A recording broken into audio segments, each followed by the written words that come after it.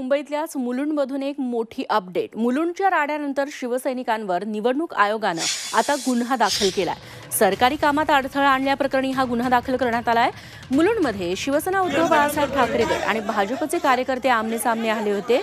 भाजपच्या वॉर रूममध्ये पैसे वाटण्याचं तसंच पैसे मोजण्याचं काम सुरू होतं असा आरोप ठाकरे गटानं केला होता। त्यानंतर ठाकरे गटाचे कार्यकर्ते मिहिर कोटेचा यांच्या ऑफिस बाहेर दाखल झाले। त्यावेळी ठाकरे गटाचे आणि भाजपचे कार्यकर्ते आपापसात भिडल्याचंही पाहायला मिळालं। शिवाजीनगरचे मुस्ताक अहमद यांची गँग इथे आली होती। हा प्री प्लॅन अटॅक आहे। सगळ्यात पहिलं इलेक्शन कमिशनच्या डिपार्टमेंटला खोटी माहिती पुरवण्यात आली।